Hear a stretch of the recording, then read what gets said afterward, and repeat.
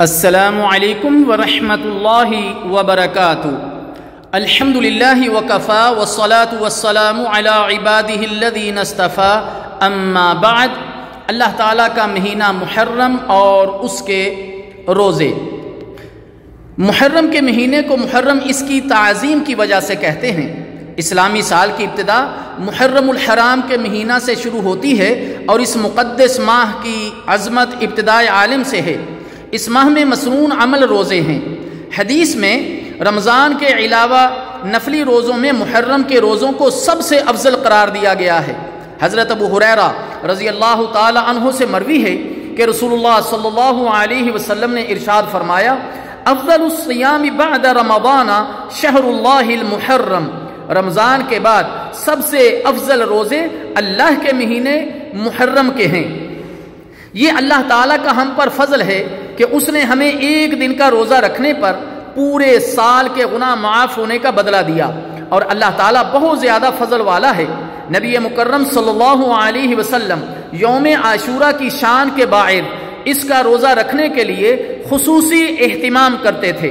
چنانچہ ابن عباس رضی اللہ تعالی عنہما کہتے ہیں، میں نے رسول اللہ صلی اللہ علیہ وسلم کو اور دنوں میں سے عاشورہ اور مہینوں میں سے ماہ رمضان کے روزوں سے زیادہ کسی دن یا کسی مہینے کے روزے رکھنے کا اہتمام کرتے ہوئے نہیں دیکھا۔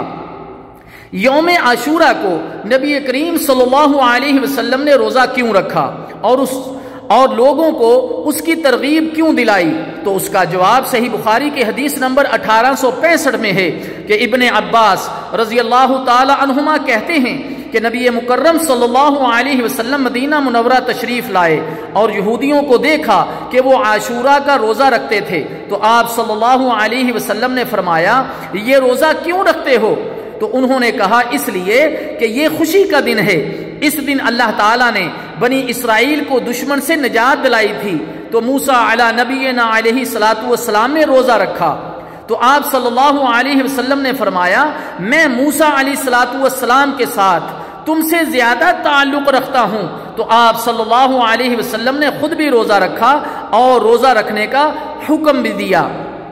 حضرت عبداللہ بن عباس رضی اللہ تعالی عنہما سے مروی ہے کہ اللہ کے رسول صلی اللہ علیہ وسلم نے جب 10ویں محرم کا روزہ رکھا اور صحابہ کو بھی اس دن روزہ رکھنے کا حکم فرمایا، تو لوگوں نے عرض کیا کہ اے اللہ کے رسول صلی اللہ علیہ وسلم، اس دن کو یہود و نصارہ بڑی تعظیم و اہمیت دیتے ہیں۔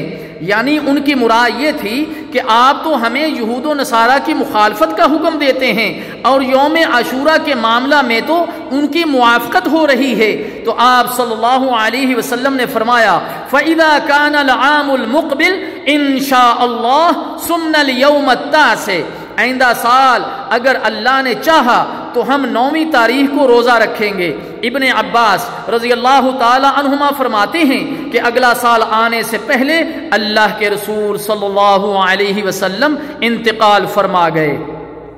ایک اور روایت میں ہے کہ نبی مکرم صلی اللہ علیہ وسلم نے فرمایا، عاشورہ کا روزہ رکھو اور یہود کی مخالفت کرو، اور ایک دن اس سے پہلے یا ایک دن اس کے بعد بھی روزہ رکھو۔ اسی لیے بعض علماء نے کہا ہے کہ عاشورہ کے روزوں کے 3 درجے ہیں۔ سب سے اعلیٰ درجہ یہ ہے کہ 9، 10 اور 11 محرم کے روزے رکھے جائیں۔ دوسرا درجہ یہ ہے کہ 9 اور 10 محرم کے روزے رکھے جائیں۔ تیسرا اور آخری درجہ یہ ہے کہ صرف 10 محرم کا روزہ رکھا جائے۔ عاشورہ کے روزے سے صرف صغیرہ گناہ معاف ہوتے ہیں، جبکہ کبیرہ گناہوں کے لیے خصوصی توبہ کی ضرورت ہوگی۔ شیخ الاسلام ابن تیمیہ رحمہ اللہ تعالی کہتے ہیں، وضو، نماز، ایسے ہی رمضان، یوم عرفہ اور عاشورہ کے روزے صرف صغیرہ گناہوں کو ہی مٹا سکتے ہیں۔